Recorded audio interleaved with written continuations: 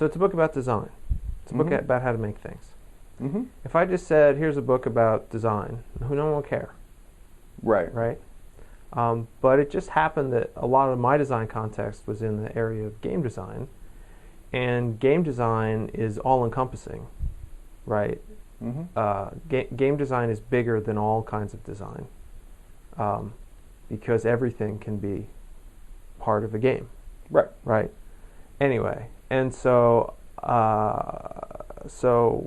yeah, I mean, the book has a very universalist kind of quality, but by taking the sort of universalism of it and like pointing it at a specific problem that I knew people were interested in, it gave it a grounding that was essential. Right. And so like that.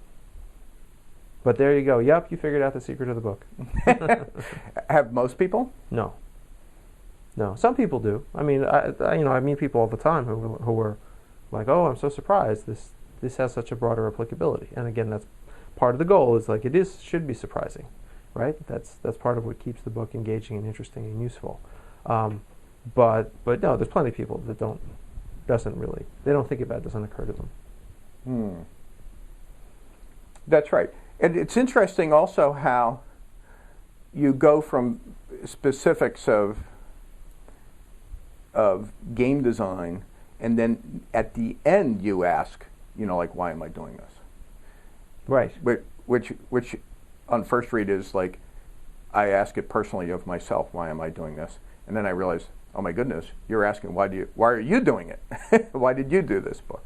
So did you discover as you were going along, as so often happens in life, right? Life is this infinite game in which you don't know the rules, you learn them as you go, right? Did you discover you were writing that more general book as you went along, or did you start out saying, I'm writing a book about No, life? the book actually, before, it's funny, it used to be a much broader book when it was in its earlier development. The original title was Understanding Entertainment.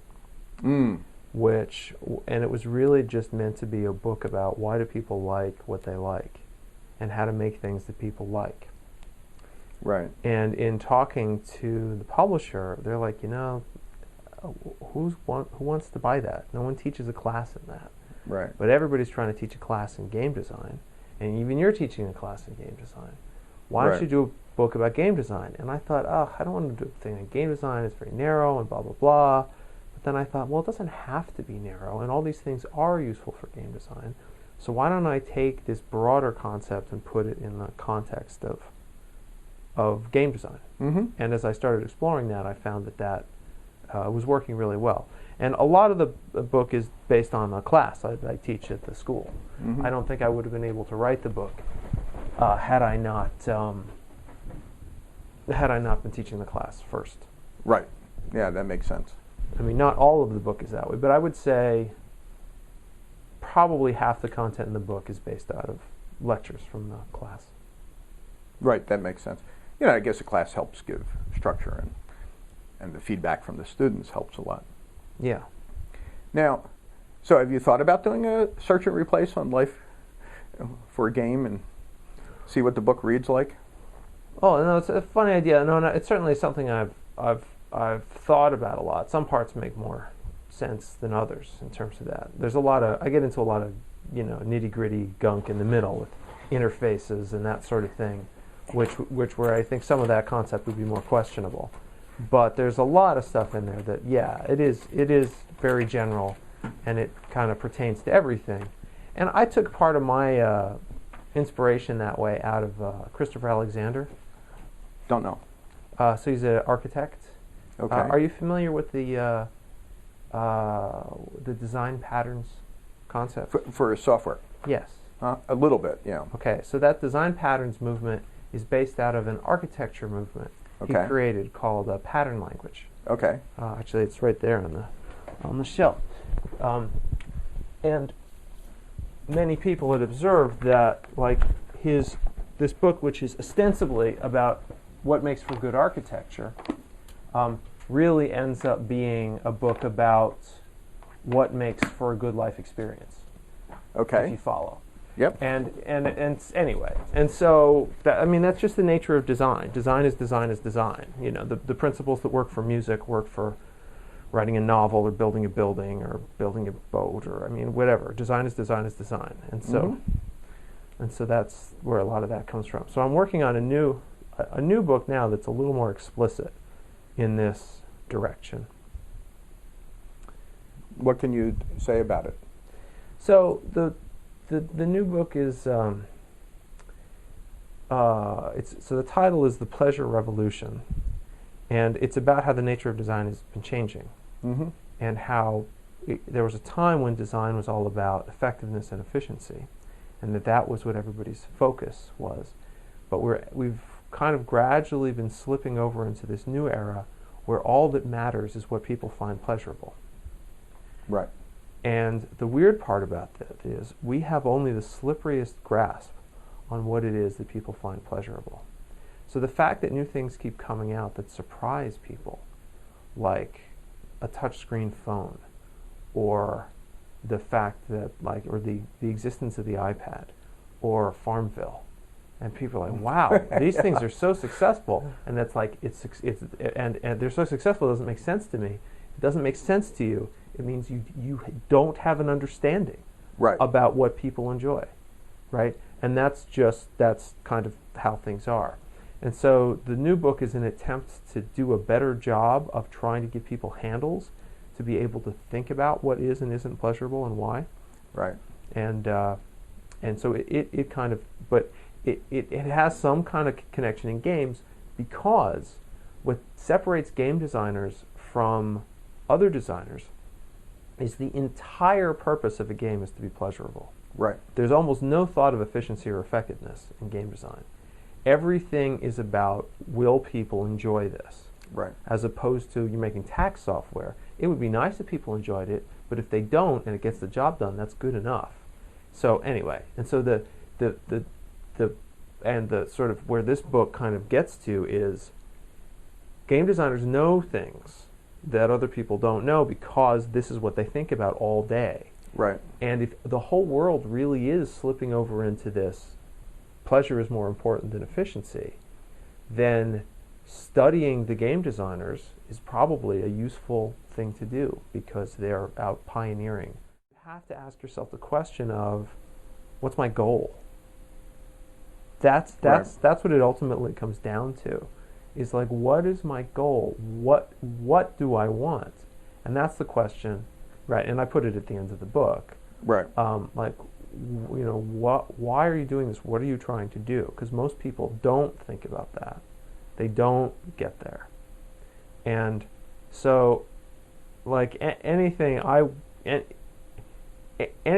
that is you have to figure out what it is you think you want, and then you have to come up with best strategies to pursue it.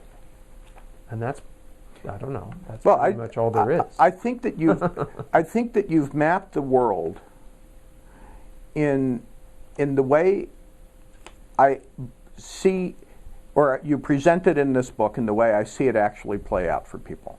So you say game design is the act of deciding what a game should be, right? So if we replace game with life design is the act of deciding what a life should be. I can't think of a better definition, right? Okay, I mean, sure. it's the process itself. It's Sure. not the goal, right? Sure. And then what people do is they pick something and they start doing it.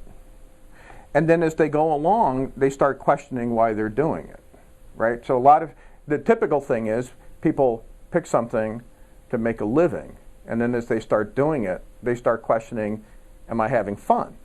And then they start asking, my dad, by the way, was a sculptor.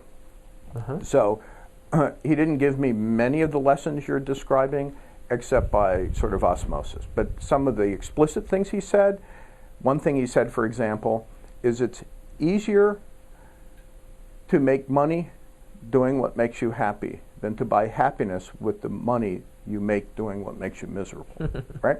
Now, That's well put. Right. Now, I've become essentially a hedge fund manager, and I've made a whole bunch of money, and I don't spend it.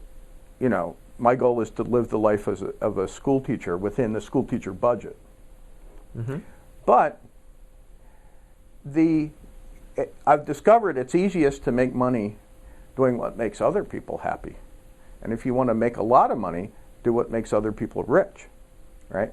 So now, if you can do that and find pleasure in it, as I have, then you've won the lottery, right? I mean, you can't do better than that. It's probably like having a hit game. If you're designing a game because you just, I don't know if this is how you guys think, but if it was me projecting, I'd design a game because I want to play this game, right? This is the game that I have in my head, and I want to play it. I want to realize it so that I can play it. Just like if I were designing a house, I'd want to design a house I want to live in, not a house necessarily for somebody else, right? Yeah, I always think what Walt Disney used to say, we don't make movies to make money. We make money to make movies. Right. That's something, a phrase I use in our group, because, you know, making rich people richer isn't very motivational, even if you're the rich person. Though luckily for us, our biggest stakeholder is a pension fund for teachers. So making the retired lives of teachers happier is motivational. But the phrase we use is, I say,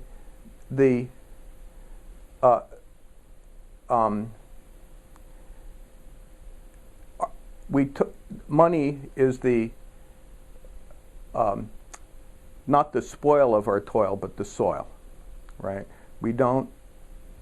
Well, you understand. Yeah, I get you. Okay. So I think we're very much on the same page. So in terms of what people do with their lives, it's often midlife, that, you know, existential crisis that hits you. Right. It's like, oh my God, why am I doing this? And that's kind of what I think the beauty of this book is, that you end with that. So why are you doing this exactly? What's your goal, right? And why are you doing it? Why are you doing this number 100? And 99 is, you better get to work, because, you know, yeah, this game comes to an end, right? You're going to expire at some point. Yeah. So, and then I can see somebody getting to that end and saying, oh my God, I have to go through this again and now get serious. Right? So someday I'm hoping to convince you to write that version with track changes on, so someone could read it and then accept the changes in this chapter and then see how this same thing applies to their life. No, it's an interesting idea. It's an interesting idea. It makes me think of that time Stephen King pulled that prank. He had a book coming out, and he said, I'm going to release a digital copy first.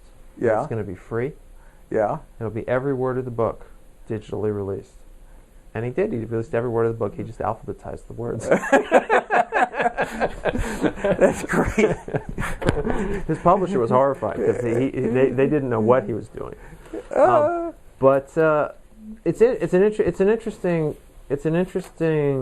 thought. Maybe I may do some experiments with it. I'm skeptical about a lot of the middle parts, how well that would work. But well, can you give me a shot at it? Sure. You know.